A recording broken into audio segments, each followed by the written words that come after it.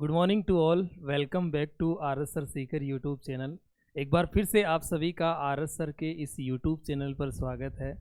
दोस्तों, आज हम आप लोगों के लिए इस प्रकार का एक पॉइंट लेकर आए हैं जो सभी एग्ज़ाम के पॉइंट ऑफ व्यू से इम्पोर्टेंट है।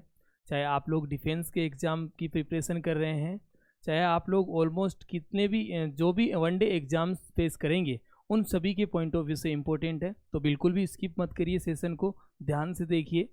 हम आप लोगों को ब्लड से रिलेटेड कुछ सेशन पॉइंट्स दे रहे हैं। इन पॉइंट्स को आप ध्यान से सुनिए। आप लोग ब्लड सेल्स का नाम सुने होंगे। ब्लड कॉम्पोजिशन होता है। ब्लड कॉम्पोजिशन में आप लोगों से पूछा जाए कि how many types of blood composition, सीधा ही क्वेश्चन आप लोगों से यही पूछ लिया गया कि how many types of blood composition, यानी रक्त के घटक कितने होते हैं। सिंपल क्वेश्चन है, बहुत बार एग्जाम में आता भी है और आप लोगों की भी गुंजाइश रहेगी इन फ्यूचर आपको एक एग्जाम देख रहे हैं तो आप लोगों के पास ऑप्शन है फर्स्ट 4, सेकंड ऑप्शन है 3 और थर्ड ऑप्शन है 2 और लास्ट ऑप्शन है नन ऑफ दीज। तो आप लोग इसमें से किस पर क्लिक ऑन करेंगे। सिंपल क्वेश्चन है आप लोगों के पास कि टाइप्स ऑफ ब्लड कॉम्पोजिशन, यानी रक्त के कितने घटक होते हैं। तो कई बच्चे इस पर 4 पर जवाब करेंगे, कई बच्चों का 3 जवाब भी होगा, लेकिन दोनों ही गलत आंसर होगा। इसका सही जवाब एकदम रहने वाला है बच्चा 2 ऑप्शन, यानी कॉम्पोजिशन पूछा गया है। घटक यानी अकेला रक्त नहीं है, उसमें प्लाज्मा भी होता है, उसमें ब्लड सेल्स भी होता है। लिक्विड फॉर्म को हम प्लाज्मा कहते हैं और सॉलिड कण जो होते हैं उनको हम लोग ब्लड सेल्स के नाम से जानते हैं। तो ब्लड सेल्स हमारा मेन पॉइंट रहने वाला है आज। फिलहाल आप लोगों से क्वेश्चंस किया गया था कि ब्लड जो होता है उसके घटक कितने होते हैं, तो 2। एक पोर्शन को हम प्लाज्मा कहते हैं, सेकेंड को हम लोग ब्लड सेल्स कहते हैं। 3 की बात करें तो 3 यहाँ पर आप लोगों को पूछा जाए तो 3 जवाब होगा जब आपसे पूछा जाए कि ब्लड सेल्स कितने होते हैं। तो ब्लड सेल्स 3 होते हैं, आप सब लोगों को पता है। एक होता है आरबीसी, दूसरा होता है डब्ल्यूबीसी और से लास्ट वन होता है आप लोगों को पता है प्लेटलेट्स। तो ये 3 ब्लड सेल्स होते हैं और 4 भी इस क्वेश्चन का इसका ऑप्शन सही हो सकता है। कब? जब आप लोगों के सामने लाइन पुटअप की गई हो कि रक्त के ग्रुप कितने होते हैं, हाउ मनी ब्लड ग्रुप, तो आप लोगों का जवाब होगा 4 ऑप्शन, यानी पहला ऑप्शन सही हो जाएगा 4। 4 ग्रुप होते हैं, आप सब लोगों को पता है। ब्लड के 4 ग्रुप होता है। ब्लड ग्रुप आप लोगों को पता है ए, ब्लड ग्रुप आप लोगों को पता है बी और ब्लड ग्रुप आप लोगों को पता है ए बी और ब्लड ग्रुप आप लोगों को पता है ओ।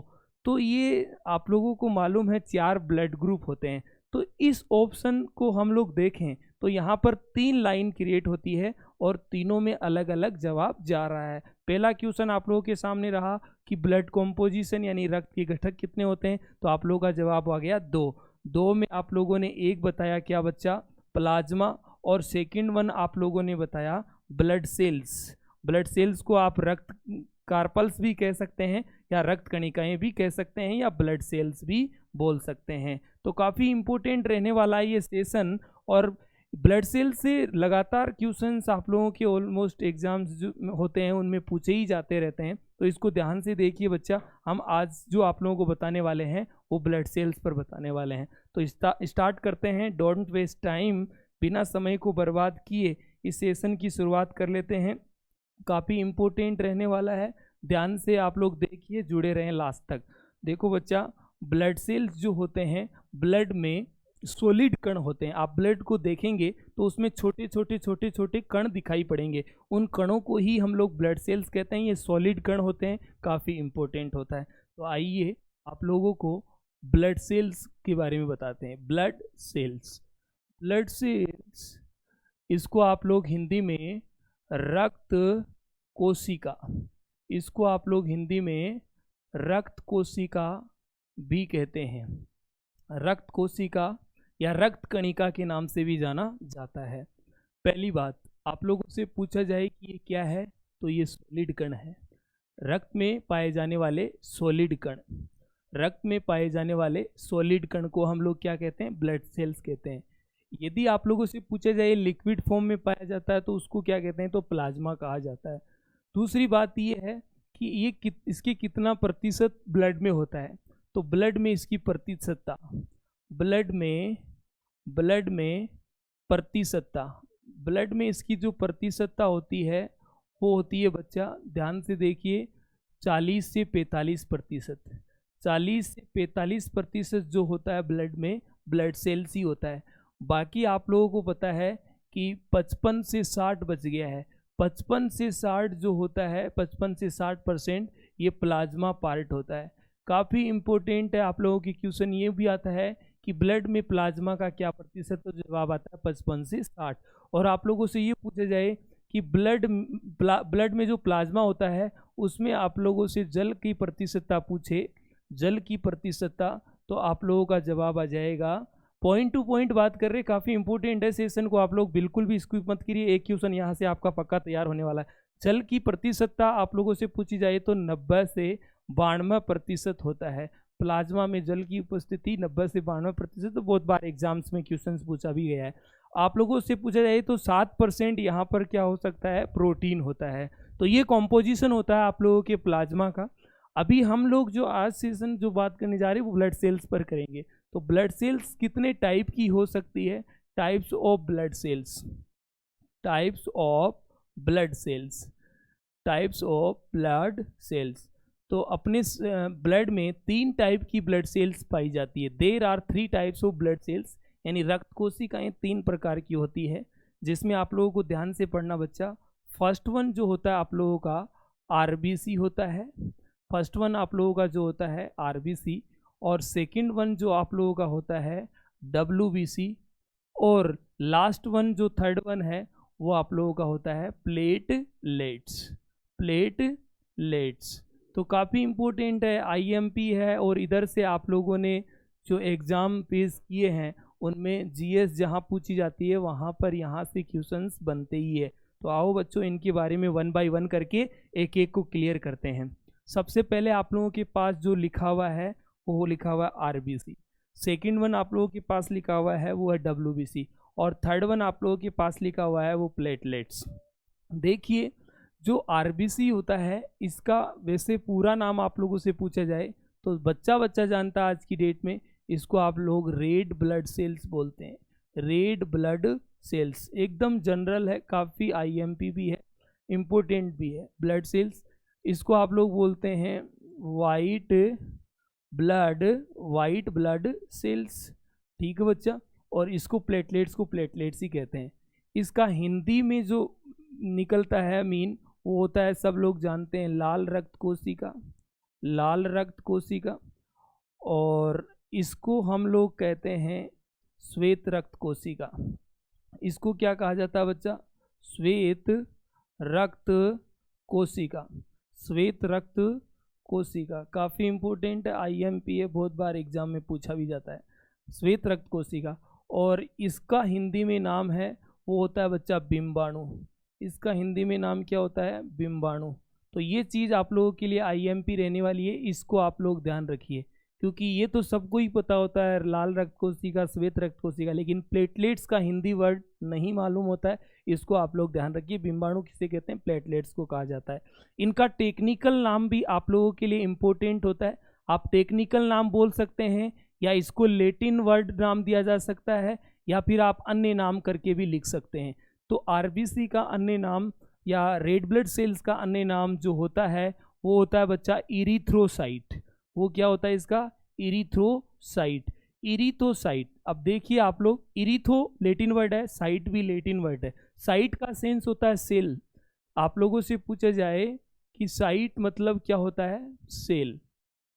साइट मतलब क्या होता है बच्चा, साइटो या साइट मतलब होता है सेल, और सेल मतलब होता है कोशिका। मालूम है ये चीज़ आप लोगों को। और इरिथो मतलब होता है रेड, इरिथ्रो मतलब होता है रेड, इरिथो मतलब होता है रेड, और रेड मतलब होता है बच्चा लाल। तो काफ़ी इंपॉर्टेंट हो गया कि लाल रक्त कोशिका, और इसका टेक्निकल नाम होता है इरिथोसाइट। या वो ये से भी पूछ सकता है आरबीसी का लेटिन शब्द क्या है, तो जवाब आ जाएगा इरिथोसाइट। नेक्स्ट इसका अन्य नाम आप लोगों से पूछा जाए तो आप लोगों का क्या आंसर होगा, जवाब करिए आप लोग कमेंट बॉक्स में। इसका आंसर क्या होगा, इसका आंसर होगा बच्चा ल्यूकोसाइट, ल्यूकोसाइट। ल्यूकोसाइट जो होता है वो होता है बच्चा आप लोगों का डब्ल्यूबीसी। और प्लेटलेट्स को आप लोग लेटिन शब्द में बोलते हैं, या फिर इसका अन्य नाम बोला जाता है, वो बोला जाता है थ्रोम्बोसाइट। अन्य नाम बराबर जवाब क्या आएगा, थ्रोम्बोसाइट, थ्रोम्बोसाइट। थ्रोम्बोसाइट किसका वर्ड है, प्लेटलेट्स का। ल्यूकोसाइट किसका वर्ड है, डब्ल्यूबीसी का। और आरबीसी का वर्ड क्या है? इरिथ्रोसाइट। काफ़ी इंपॉर्टेंट है, ध्यान से सुनिए। आगे बढ़िए, आप लोगों से पूछा जाए कि ये ब्लड सेल्स कहाँ बनता है। सबसे पहले आप लोगों से क्वेश्चन ये किया जाए कि ब्लड कहाँ बनता है, तो ब्लड सर हम लोगों की बॉडी में अस्थि मज्जा में बनता है। अस्थि मज्जा को आप लोग बोन मैरो कहते हैं, और ब्लड बनने की क्रिया को होमोपाइसिस कहा जाता है। आप लोगों के 60 साल तक आते आते ये बंद हो जाता है। बंद तो क्या, धीरे धीरे इसकी बनने की क्रिया हो जाती है। आप लोगों की जवानी अवस्था से लेकर 60 साल तक ये प्रोसीजर बहुत अच्छा होता है, लेकिन 60 साल के बाद आप लोगों को पता है ये स्लो हो जाता है ब्लड बनने की क्रिया, इसलिए 60 साल के बाद आप लोगों को ब्लड डोनेट नहीं करना होता है। तो देखिए, आप लोगों ने सबने अस्थि मज्जा जानते हैं या देखा है। ये हड्डी होता है, ये हड्डी होता है बच्चा। इसके अंदर एक लिक्विड पाया जाता है, उस लिक्विड को हम लोग बोन मैरो कहते हैं। इसके अंदर एक लिक्विड पाया जाता है और इस लिक्विड को हम लोग अस्थि मज्जा कहते हैं या बोन मैरो कहते हैं, और यहाँ अपने ब्लड बनने की क्रिया होती है। और ब्लड जहाँ बन रहा है वहाँ सीधी सी बात है, आप लोगों को पता आरबीसी, डब्ल्यूबीसी और प्लेटलेट्स बन रही होती है। तो तीनों ब्लड सेल्स होता है, इनका निर्माण हमारे अस्थियों के अंदर अस्थि मज्जा या बोन मैरो में होता है। Bone marrow there are also 2 types, यानी बोन मैरो जो होता है उसके भी 2 प्रकार होता है, एक लाल अस्थि मज्जा और एक सफ़ेद या पीली अस्थि मज्जा। यानी रेड बोन मैरो में आप लोगों की आरबीसी बनती है, और वाइट या श्वेत जो आप लोगों के बोन मैरो होती है या येलो बोन मैरो होती है, उनमें डब्ल्यूबीसी एंड प्लेटलेट्स का निर्माण होता है। तो ये चीज़ आप लोग ध्यान रखिए, तीनों का सेम आंसर आएगा। मैं आप लोगों से यहाँ पूछूं कि बताइए सर इनका निर्माण तीनों का कहाँ होता है, तो एक ही जवाब रहने वाला है, और वो है बच्चा आप लोगों का अस्थि मज्जा, जिसको इंग्लिश में हम लोग बोन मैरो कहते हैं। अस्थि मज्जा आप लोग समझ गए होंगे, अस्थियों के अंदर पाए जाने वाले लिक्विड को बोन मैरो या अस्थि मज्जा कहा जाता है। सिंपल बात, आगे बढ़िए। इसका निर्माण भी आप लोगों से पूछा जाए तो जवाब क्या आएगा? इसका निर्माण भी बच्चा अस्थि मज्जा में ही होता है। तीनों का जवाब वही चीज़ है, एक ही आंसर होगा, अस्थि मज्जा। इसका जवाब आप लोगों से पूछा जाए तो क्या होगा? इसका निर्माण भी कहाँ होगा? अस्थि मज्जा, और अस्थि मज्जा बोले तो bone marrow. Okay my dear, bone marrow, ये चीज़ भी आप लोगों को ध्यान रखना है, काफ़ी इम्पोर्टेंट है। आगे बढ़िए। नेक्स्ट आप लोगों से पूछा जाए कि इनका जन्म हो गया है, अब इनका लाइफ जो स्पेन होता है वो कितने दिन का होता है, इनका लाइफ पीरियड कितना होता है, या हिंदी में हम लोग इसको बोले तो जीवन काल क्या होता है। ये आज की डेट में पूछते पूछते कॉम्पिटिटिव एग्जाम में पुराने क्वेश्चंस भी हो गए हैं, और इतने इजी होते हैं, इतने आसान से क्वेश्चन होते हैं, जो सभी एग्जाम्स में इतने एक आध क्वेश्चन आसान से पूछ ही लिए जाते हैं। तो काफ़ी आसान सेशन है, इसको ध्यान से सुनिए आप लोग। तो आप लोगों से पूछा जाए कि इनका जीवन काल या लाइफ पीरियड बोल सकते हैं, हिंदी में बोले तो आप लोग जीवन काल बोल सकते हैं। तो आरबीसी कितने दिन का लाइफ स्पेन होता है, तो आप लोग बताइए जीवन काल इसका कितने दिन का होता है। बच्चा जानता है 120 डेज, 120 डेज इसका लाइफ होता है। इसका लाइफ आप लोगों से पूछा जाए तो इसका लाइफ बच्चा होता है, आप लोगों को ध्यान रखना काफ़ी इम्पोर्टेंट है, 5 से 7 दिन, यानी 5 से 7 दिन का लाइफ होता है इसका। इसका आप लोगों से लाइफ पूछा जाए तो इसका लाइफ होता है माय डियर, वो होता है, आप लोगों को ध्यान रखना, वो होता है 2 से 3 दिन, 2 से 3 दिन। तो इनमें से सिंपल क्वेश्चन आ सकता है कि आरबीसी का लाइफ स्पेन क्या होता है, डब्ल्यूबीसी का लाइफ स्पेन क्या होता है, और प्लेटलेट्स का लाइफ पीरियड या लाइफ स्पेन क्या होता है। तो जवाब करिए आप लोग आराम से, कोई दिक्कत नहीं है, इम्तिहान के साथ एक एक चीज़ को क्लियर करते चले जाइए बच्चा। नेक्स्ट चीज़ आएगी इनकी डेथ, इनकी मृत्यु भी आप लोगों से डिस्कस की जा सकती है। तो इनकी मृत्यु कहाँ होती है, बहुत बार एग्जाम में आता है कि आरबीसी का डेथ प्लेस क्या है।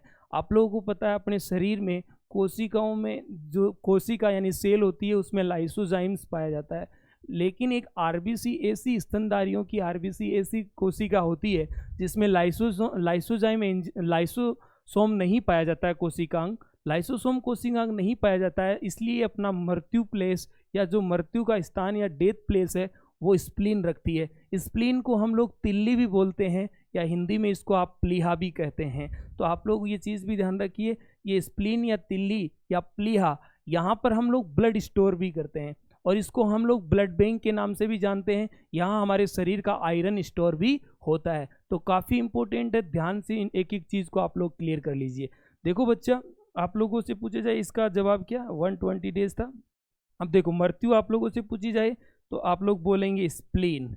स्प्लीन में एक चीज़ और ध्यान रखिए आप लोग, स्प्लीन में एक चीज़ और ध्यान रखिए, जो भ्रूण अवस्था में माँ के यूट्रस में यानी माँ के गर्भ में जो बच्चा होता है उसमें ब्लड निर्माण कहाँ होता है। हम लोगों के शरीर में ब्लड निर्माण अस्थियों के अंदर, हड्डियों में जो तरल लिक्विड पाया जाता है उसमें निर्माण होता है। जबकि आप लोगों से भ्रूण में पूछा जाए कि ब्लड निर्माण कहाँ होता है, तो जहाँ हमारा आरबीसी मरता है वहाँ पर उनका ब्लड निर्माण होता है, यानी स्प्लीन या फिर तिल्ली या फिर आप लोग हिंदी में बोले तो पलीहा। या फिर आप लोग ध्यान रखिए, जो अपनी आरबीसी होती है उसकी मृत्यु जॉन्डिस में भी होती है। जॉन्डिस बोले तो क्या है बच्चा, जॉन्डिस बोले तो पीलिया।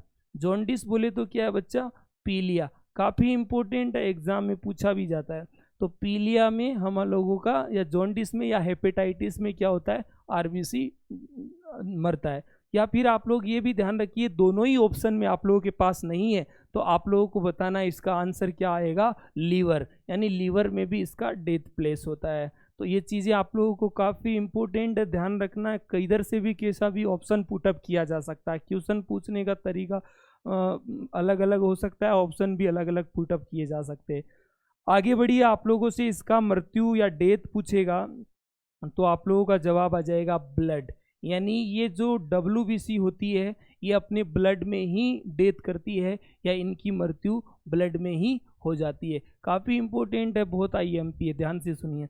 नेक्स्ट आप लोगों से पूछेगा इसका मृत्यु, इसका मृत्यु हो जाएगा बच्चा ब्लड में ही। ध्यान रखिए, ब्लड में दोनों की मृत्यु हो रही है, और इसका स्प्लीन या प्लीहा या जॉन्डिस या पीलिया में होता है। इसका ध्यान रखिए, जो बनने का जो स्थान है वो सबका एक ही जगह है, लेकिन डेथ प्लेस इन सब लोगों की अलग अलग जगह है। आगे बढ़िए सर, आप लोगों से पूछे जाएगा कि इनकी संख्या कितनी होती है। अपने ब्लड में आरबीसी की जो संख्या होती है, यहाँ से भी आप लोगों के एग्जाम में क्वेश्चन आता है। तो आरबीसी की संख्या होती है बच्चा, आप लोगों को ध्यान रखना है, 50 लाख से 60 लाख, 50 लाख से 60 लाख प्रति स्वयमल रक्त पर अपने यहाँ आरबीसी पाई जाती है। यदि सबसे ज़्यादा आरबीसी आप लोगों से पूछी जाए तो किस में पाया जाता है, ये क्वेश्चंस भी आप लोगों से पुटअप किया जा सकता है। सबसे ज़्यादा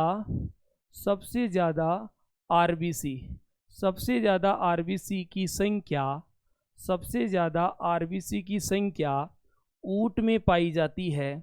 और वो कितनी होती है आप लोगों को पता है क्या, 1 करोड़ 40 लाख, 1 करोड़ 40 लाख प्रति 100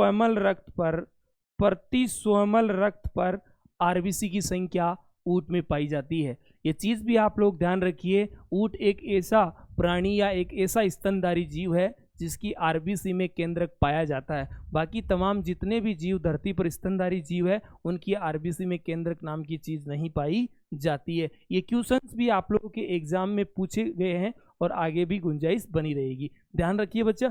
आगे हम लोग बात करते हैं इसके WBC की संख्या की। WBC की संख्या कितनी होती है तो आप लोग बता सकते हैं क्या।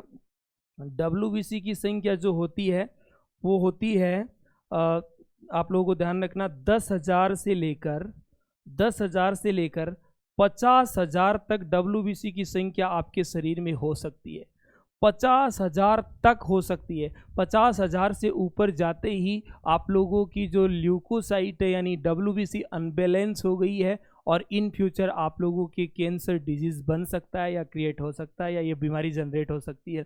डॉक्टर आप लोगों को पहले ही वार्निंग कर देगा कि आपके ब्लड कैंसर है। तो 50,000 से ब्लड सेल्स WBC अधिक होते ही आप लोगों के ब्लड कैंसर यानी ल्यूकेमिया हो जाएगा। ये चीज़ भी आप लोगों को ध्यान रखना है, बहुत बार एग्जाम में क्वेश्चन आता ही है कि ल्यूकेमिया क्या होता है, पॉलीसाइथेमिया क्या होता है, एनीमिया क्या होता है, और आप लोगों के जो ल्यूकेपीनिया होता है वो क्या होता है। इस तरीके के सवाल जवाब भी आपसे किया जाता है। आइए बच्चा, नेक्स्ट आप लोगों से बात करते हैं इनकी संख्या, यानी प्लेटलेट्स की जो संख्या होती है वो कितनी होती है। तो प्लेटलेट्स की संख्या होती है बच्चा, आप लोगों को ध्यान रखना कि इसकी संख्या 2 लाख से 2 लाख से 4 लाख तक या 3 लाख तक होती है। 2 लाख से 4 लाख तक आप लोगों के ब्लड सेल्स प्लेटलेट्स होती है। 2 लाख से 4 लाख तक प्रति 100 ml ब्लड पर अपने यहाँ प्लेटलेट्स पाई जाती है। डेंगू फीवर होता है, आप सब लोगों को पता है। फीवर मोस्टली अपन देखें तो 3 ही होती है। एक डेंगू होता है जो आप लोगों के वायरस रिलेटेड में होता है, एक आप लोगों के बैक्टीरियल होता है जिसको हम मलेरिया टाइफाइड कहते हैं, और एक आप लोगों के प्रोटोजोन डिजीज में भी आता है जिसको हम मलेरिया फीवर कहते हैं। आप लोगों के मलेरिया में सारी ब्लड सेल्स तो इफेक्टेड होती है, साथ ही साथ पर्टिकुलर बीमारियों में भी आप लोगों के इन ब्लड सेल से क्वेश्चंस किए जाते हैं। जैसे डेंगू में आप लोगों के प्लेटलेट्स डैमेज या इफेक्टेड होती है, वैसे ही आप लोगों की WBC एड्स में बहुत ज़्यादा इफेक्टेड होती है। और WBC के भी अपने टाइप होते हैं, एक ग्रेनुलोसाइट होती है, एक एग्रेनुलोसाइट होती है। तो जो एग्रेनुलोसाइट होती है उसमें एक लिम्फोसाइट्स होती है और एक आप लोगों की मोनोसाइट होती है। तो मोनोसाइट्स में लिम्फोसाइट में आप लोगों के 2 प्रकार की होती है, एक टी लिम्फोसाइट और एक बी लिम्फोसाइट। ये टी लिम्फोसाइट की जो WBC होती है ये सबसे ज़्यादा इफेक्टेड होती है आप लोगों के किसमें, एड्स डिजीज़ में। और ये बहुत बार एग्जाम में क्वेश्चन आया भी है। आप लोग पुराने एग्जाम के पेपर उठा के देखेंगे तो आपके सामने क्वेश्चन होगा ही, और आगे भी जो आप फेस करेंगे तो वहाँ पर भी गुंजाइश बनी रहेगी। किस तरीके से एग्जाम में क्वेश्चन की लैंग्वेज होती है, किस टाइप के ऑप्शन बन सकते हैं, या आप लोग ज़्यादा से ज़्यादा फेस करेंगे मॉडल सेट जो एग्ज़ाम में अभी तक लगे हुए हैं या मार्केट से आप खरीद कर आप देखेंगे एग्ज़ाम के पेपर, तो आप लोगों की ये चीज़ें समझ में आने वाली है। तो आइए बच्चा, आप लोगों को हम नेक्स्ट बात करते हैं RBC, WBC और प्लेटलेट्स के फंक्शन की, यानी इनका फंक्शन। इट मीन्स अपनी बॉडी में भगवान ने इनको क्यों बनाया है, इनका क्या काम होता है। तो आइए, RBC का फंक्शन क्या होता है। फंक्शंस ऑफ RBC, या इसको आप लोग हिंदी में बोल सकते हैं कार्य। तो इसका कार्य होता है एकदम रोडवेज की तरह काम करती है O2 का परिवहन।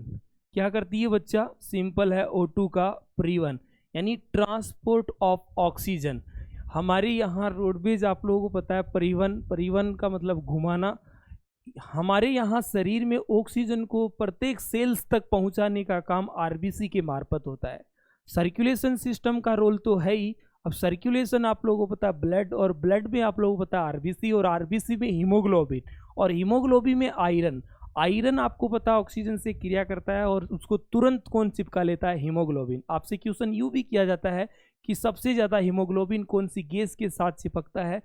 आप लोगों से पहला ऑप्शन आ जाए CO, दूसरा ऑप्शन आ जाए CO2, और last option, third one option आ गया O2, और लास्ट नन ऑफ दिस। तो आपका जवाब रहेगा CO, यानी कार्बन मोनोऑक्साइड के साथ सबसे ज़्यादा हीमोग्लोबिन चिपकता है।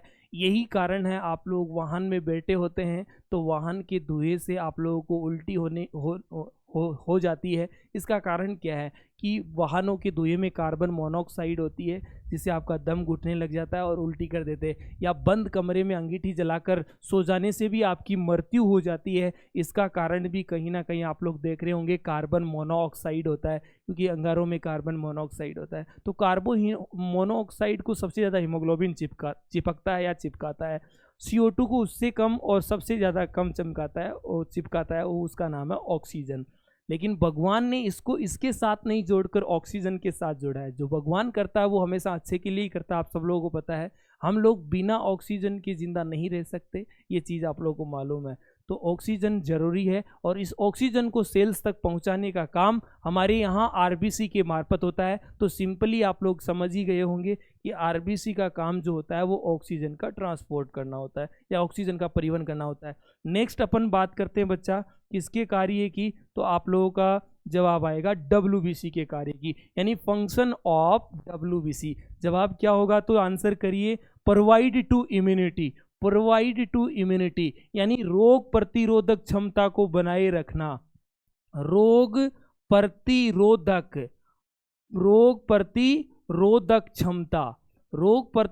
क्षमता, या फिर आप लोग बोल सकते हैं इम्यून शक्ति।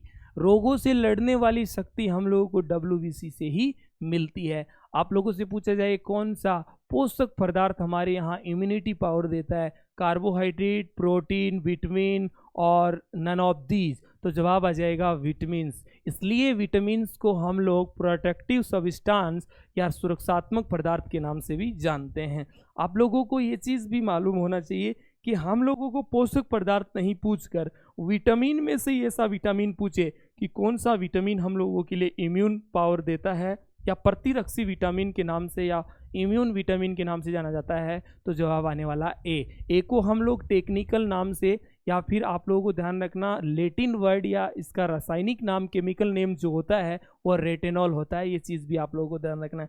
आगे ब्लड सेल्स पूछा जाए, ऐसा कौन सा ब्लड सेल्स है जो इम्यून शक्ति पर काम करता है, तो WBC आंसर आना है। आपसे पूछा जाए ऐसा कौन सा हार्मोन सीक्रेट होता है अपनी बॉडी में जो इम्यून सिस्टम को बनाए रखता है या बैलेंस रखता है या इम्यून पावर पर काम करता है, तो आप लोगों का जवाब आने वाला है बच्चा थाइमोलिन। कौन सा लीन? थाइमोलिन। ये थाइमोलिन जो हार्मोन होता है ये अपने थाइमस ग्लैंड से सीक्रेट होता है, जिसको हम लोगों ने सुसाइड ग्लैंड या आत्मघाती ग्रंथि के नाम से भी जाना था। ये थोरोकिक कैविटी यानी इसको हम लोग चेस्ट की थोरोकिक कैविटी कहते हैं, इसको हिंदी में वक्षीय गुहा कहा जाता है। इसके जस्ट नीचे हृदय है और हृदय के जस्ट पास स्थित ग्रंथि होती है वो थाइमस ग्रंथि होती है और थाइमस से सीक्रेट होता है थाइमोलिन। ये थाइमोलिन जो होता है ये आप लोगों के इम्यून पर काम करता है, इसलिए इसको आप लोग इम्यून हार्मोन के नाम से भी जानते हैं और इसलिए आप WBC को इम्यून सेल्स के नाम से भी या इम्यूनिटी पावर प्रोवाइड कराने वाला सेल्स भी कहते हैं। तो बात समझ में आ गया होगा। आगे बढ़ते हैं और आगे आप लोगों के सामने लिखा हुआ है प्लेटलेट्स। प्लेटलेट्स का फंक्शन क्या होता है, ध्यान से बताइए। प्लेटलेट्स का फंक्शन या कार्य क्या होता है, तो आप लोग जवाब करिए बच्चा। प्लेटलेट्स का कार्य होता है वो होता है ब्लड क्लॉटिंग। क्या होता है माय डियर? Blood clotting. तो ब्लड क्लॉटिंग करने का काम आपके यहाँ किससे होता है? प्लेटलेट से होता है ब्लड क्लॉटिंग। ये लो गुरुजी, ब्लड क्लॉटिंग इट मीन्स रक्त का थक्का। आपके कहीं से भी कटा है वहाँ से अविरल रक्त बहेगा, लेकिन कुछ देर बाद आपने देखा होगा वहाँ पर थक्का बन के ब्लड बहना रुक जाता है। ये प्रोसीजर के लिए रिस्पॉन्सिबल होती है।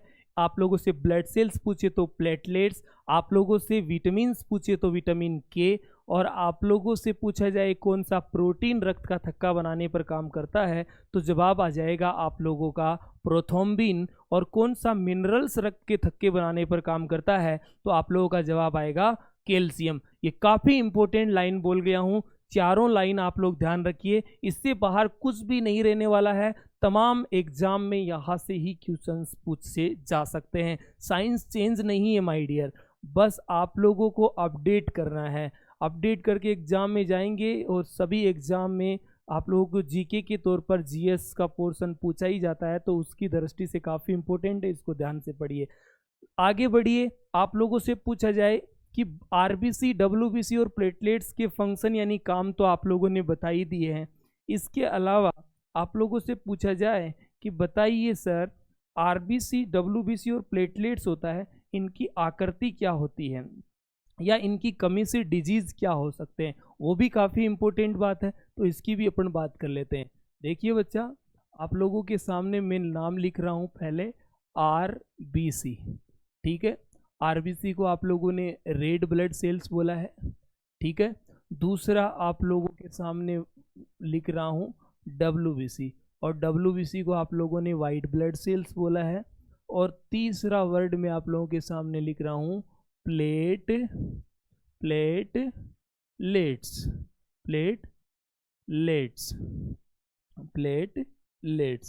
ये लो सर। तो इनकी अपन ने विश्लेषणात्मक तैयारी तो उधर करी है, अब और इस पर आप लोग तैयारी करिए थोड़ा सा। आप लोग इनका काम बता चुके हैं, अब इनकी कमी से रोग पूछा जा सकता है। आप लोगों से पूछा जाए कि बताइए इनकी डिफिशियंसी आप लोगों के शरीर में होती है तो कौन सी बीमारी जनरेट होती है। आरबीसी की डिफिशियंसी से कौन सा बीमारी होता है, आप लोगों से पूछा जाए तो क्या आंसर होगा। देखो बच्चा, कमी से रोग, तो इसकी कमी से कौन सा रोग होगा, जवाब करिए, ठीक है जी। और आप लोगों से पूछा जाए कि इसकी कमी से कौन सा रोग होगा, कमी से रोग, या रिलेटेड डिजीज भी बोल सकते हैं, कमी से रोग। सिंपल बात है, आप लोग सीधा रोग ही लिख लीजिए कि इससे रिलेटेड कौन सा डिजीज होता है और इससे रिलेटेड कौन सा डिजीज या रोग होता है। ये लो, सिंपल बात। देखो, इसकी आप लोगों से कमी से रोग पूछा जाए तो आप लोगों का जवाब आने वाला है एनीमिया। ये एनीमिया जो होता है ये टेक्निकल नाम है बच्चा किसका, खून की कमी का। इसको टेक्निकल नाम दिया गया है और आप लोग खून की कमी भी बोल सकते हैं, आप लोग इसको खून की कमी भी बोल सकते हैं और साथ ही साथ आप लोग इसको रक्त अल्पता भी बोल सकते हैं या रक्त क्षीणता भी बोल सकते हैं। रक्त अल्पता या फिर खून की कमी या फिर आप एनीमिया, ये सब आरबीसी की डिफिशियंसी होती है। अब देखो 3-4 चीज आप लोगों को इंपॉर्टेंट बताने जा रहा हूँ, इसको आप लोग बढ़िया से नोटिस करिए। देखो, आपसे पूछा जाए विटामिन B1 या विटामिन B6, आप लोगों से पूछा जाए विटामिन B6 या विटामिन B9 और विटामिन B12, इन सब की डिफिशियंसी एनीमिया होती है। इन सब की डिफिशियंसी क्या है माय डियर, एनीमिया है। और दूसरी चीज आप लोगों से पूछा जाए कि आयरन की डिफिशियंसी, आयरन की डिफिशियंसी या लोह तत्व की कमी, आयरन या फिर लोह तत्व की कमी, तो ये भी आप लोगों का जवाब क्या आएगा बच्चा, एनीमिया। इसके लिए भी क्या, इसकी डिफिशियंसी भी क्या है, एनीमिया। और एक चीज आप लोग और ध्यान रखिए, आप लोग ये भी ध्यान रखिए, ब्लड की कमी। सिंपल बात है, यहाँ लिख दिया ना, तो ब्लड की डिफिशियंसी या ब्लड की कमी, तो आप लोगों के शरीर में चाहे ब्लड की कमी है। और एक चीज और ध्यान रखिए, हीमोग्लोबिन की कमी, हीमोग्लोबिन की कमी भी वो आप लोगों से बोल सकता है। तो इन सब की कमी क्या है बच्चा, एनीमिया है, और एनीमिया को हम लोग रक्त अल्पता कहते हैं। इनकी जब अधिकता हो जाती है तो अधिकता से कौन सी बीमारी बन सकती है, ये चीज भी ध्यान रखिए। देखो, आरबीसी की अधिकता, आरबीसी की अधिकता, आरबीसी की अधिकता से कौन सी बीमारी जनरेट होती है, आरबीसी की अधिकता, आरबीसी की अधिकता, तो इसकी अधिकता को हम लोग कहते हैं पोली। कोई चीज बहुत ज्यादा हो रही है तो उसको कहा जाता है पोली। और पोलीसाइथेमिया क्या हो जाएगा बच्चा, पोलीसाइथेमिया। अब पोलीसाइथेमिया जो होता है इसका हिंदी वर्ड होता है लोहमयता। इसको हम हिंदी में क्या कहते हैं बच्चा, लोहमयता, लोहमयता। यानी लोहमयता बोलते चाहे पोलीसाइथेमिया बोल दे, बात तो एक ही है सर। तो ये क्या है, आरबीसी की अधिकता या खून की अधिकता। ये सबसे ज़्यादा वर्ल्ड में या हम विश्व स्तर की बात करें तो दक्षिण अफ्रीका में एक बांटू जनजाति पाई जाती है जिसमें ये सबसे ज़्यादा पोलीसाइथेमिया या लोहमयता डिजीज पाया जाता है। ये चीज़ भी हम लोगों को नॉलेज के तौर पर ध्यान रखना होता है। आगे बढ़िए बच्चा, आप लोगों से आरबीसी रिलेटेड और क्या इंपॉर्टेंट फैक्ट हो सकते हैं जो एग्जाम के पॉइंट ऑफ व्यू से इंपॉर्टेंट है। आरबीसी का आप लोगों से डायग्राम पूछ सकता है। देखो बच्चा, आरबीसी जो होती है ना, मैं एक बार इस डब्ल्यूबीसी को और प्लेटलेट्स को क्लियर कर देता हूँ ताकि एक ही जगह आप लोगों को आरबीसी क्लियर हो जाए। आरबीसी का आकार क्या हो सकता है, आरबीसी की आकृति। देखो, आरबीसी की जो आकृति होती है वो होती है बच्चा द्विअवतलाकार, द्विअवतलकार। द्विअवतलकार को आप इंग्लिश में बोल सकते हैं बायोकॉनकेव, बायोकॉनकेव। आप लोगों ने लेंस पढ़े होंगे तो एक लेंस आप लोगों ने कॉन्वेक्स पढ़ा होगा, कॉन्वेक्स को हम उत्तल कहते हैं, और एक आप लोगों ने पढ़ा होगा कॉनकेव, और कॉनकेव को हम लोग अवतल कहते हैं। अब अवतल मतलब दो बोल रहा है तो द्विअवतलाकार हो जाएगा, तो एक अवतल के नीचे एक अवतल। और इस प्रकार की आप लोगों को आकृति आरबीसी की दिखाई पड़ेगी, या फिर आप लोग ब्लड में देखेंगे तो ये सीकेनुमा आकृतियां बना रही होती है। ये चीज भी आप लोगों को ध्यान रखना है, काफी इंपॉर्टेंट है।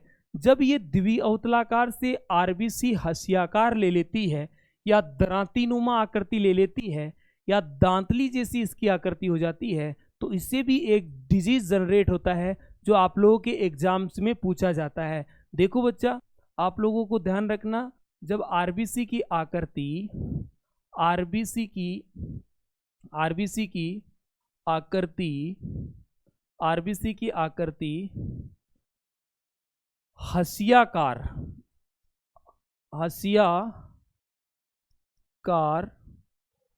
हो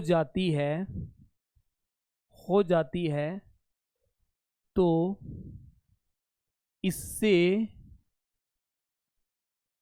एक बीमारी बनती है, एक बीमारी उत्पन्न होती है। इस बीमारी को क्या कहा जाता है, क्या आप बता सकते हैं? इस बीमारी का नाम होता है बच्चा सिकल सेल एनीमिया। बहुत इंपॉर्टेंट है, एग्जाम्स के पॉइंट ऑफ व्यू से आप लोगों के सामने निश्चित तौर से यहाँ से क्वेश्चन रहने वाला है। इसको बोला जाता है sickle cell anaemia. Sickle cell anaemia एक जेनेटिक बीमारी भी होता है, सिकल सेल एनीमिया। इसको हम अनुवांशिक रोगों में भी पढ़ते हैं। ये पीढ़ी दर पीढ़ी चलने वाली बीमारी है, तो ये चीज़ आप लोगों को ध्यान रखना है। आरबीसी का आकार द्विअवतलाकार से हसियाकार हो जाता है, तो इस बीमारी को आप लोग सिकल सेल एनीमिया कहते हैं।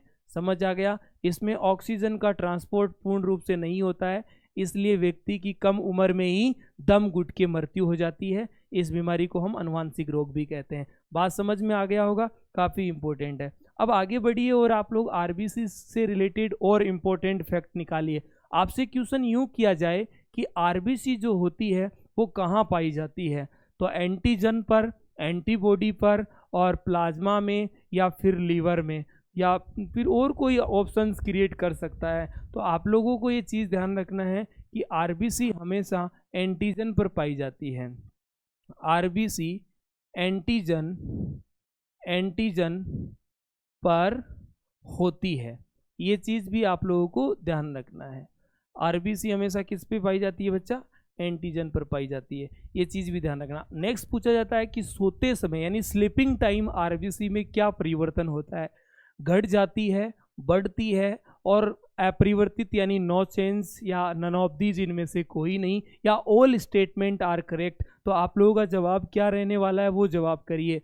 आरबीसी हम लोग स्लीपिंग समय आप लोगों से पूछा जाए तो घटो चाहे 1% ही घटता है, ये चीज़ ध्यान रखना। यानी डी इंक्रीज हो जाता है, इंक्रीज नहीं होता है। हम लोग ऊपर ऊंचाई वाले स्थान पर जाते हैं तो आरबीसी की संख्या इंक्रीज हो जाती है, ये चीज़ आप लोगों को ध्यान रखना है, काफ़ी इंपॉर्टेंट है। तो इतनी बात आई होप आप लोगों को आरबीसी की समझ में आ गई होगी। आरबीसी जो जितने भी स्तनधारी होते हैं उनमें आरबीसी में केंद्रक प्रेजेंट नहीं होता है। कोशिका में केंद्रक नाम की जो चीज़ पाई जाती है वो आरबीसी में नहीं होती है, और एक जितने भी स्तनधारी होते हैं उनकी आरबीसी में लाइसोसोम कोशिकांग भी नहीं पाया जाता है। आई होप आपको ये इतनी बातें समझ में आ गई होगी। आगे हम लोग थोड़ा सा और बढ़ते हैं और डब्ल्यूबीसी और प्लेटलेट्स की ओर बात कर लेते हैं। देखो बच्चा, आप लोगों ने एक डब्ल्यूबीसी और लिखा था। डब्ल्यूबीसी जो होता है, डब्ल्यूबीसी से आप लोग रिलेटेड पूछेंगे कि इससे रिलेटेड डिजीज या रोग क्या होता है, तो क्या जवाब होगा? जवाब होगा माय डियर ल्यूकेमिया। कौन सा मिया? ल्यूकेमिया। अब ल्यूकेमिया को आप लोगों से बहुत बार पूछा जा चुका है। इसको ब्लड कैंसर भी कहते हैं। इसको क्या कहते हैं बच्चा? Blood cancer. और डब्ल्यूबीसी की संख्या क्या हो जाएगी? डब्ल्यूबीसी की संख्या 50,000 से अधिक। बात समझ में आ गया होगा? तो आप लोगों की क्या होता है? ल्यूकेमिया होता है।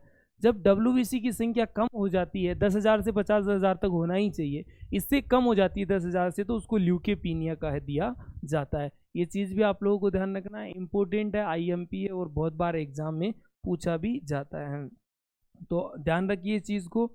नेक्स्ट बात कर लेते हैं बच्चा प्लेटलेट्स की। प्लेटलेट्स आप लोगों को बताया है, प्लेटलेट्स।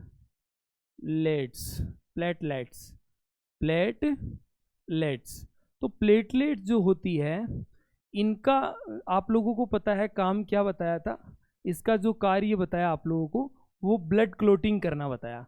अब ब्लड क्लोटिंग जब आप लोगों को पता है इसकी कमी होगी, इसका अभाव होगा, तो जो काम कर रहा है उस काम नहीं हो पाएगा। काम क्या कर रहा है? ब्लड क्लोटिंग करना। तो रक्त का थक्का प्रॉपर टाइम पर नहीं बन पाएगा। रक्त का थक्का नहीं बनता है। रक्त का थक्का नहीं बनता है। या फिर आप बोल सकते हैं ब्लड क्लोटिंग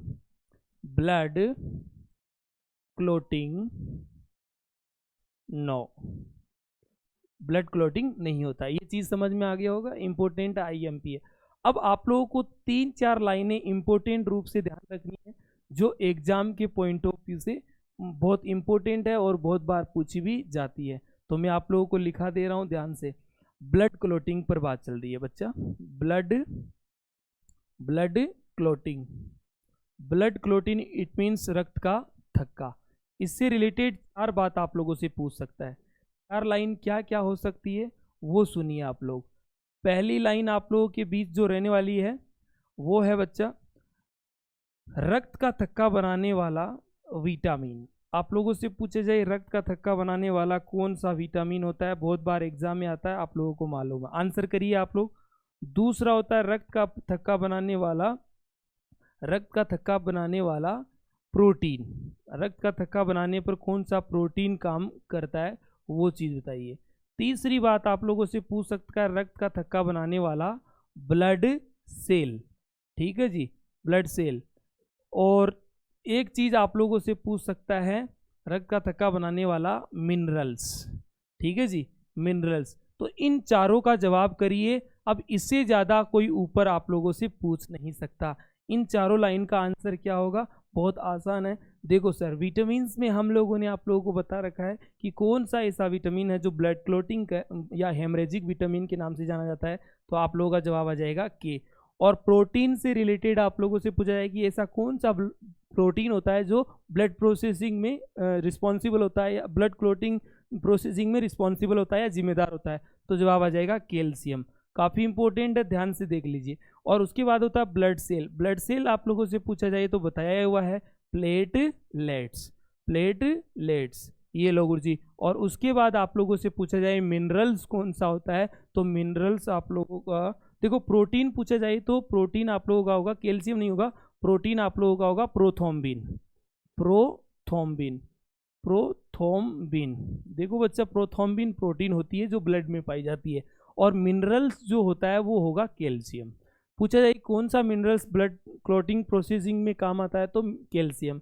कौन सी प्रोटीन रिस्पॉन्सिबल होती है, तो प्रोथ्रोम्बिन। और कौन सी ब्लड सेल्स रिस्पॉन्सिबल होती है, तो जवाब आएगा प्लेटलेट्स। और कौन से विटामिन रिस्पॉन्सिबल होता है, तो जवाब आएगा विटामिन के। और विटामिन को हम लोग फ्लोक्विनोन या फिर नेप्थोक्विनोन भी टेक्निकल नाम से जानते हैं। तो आई होप आप लोगों को इतना चीज़ें समझ में आ गया होगा।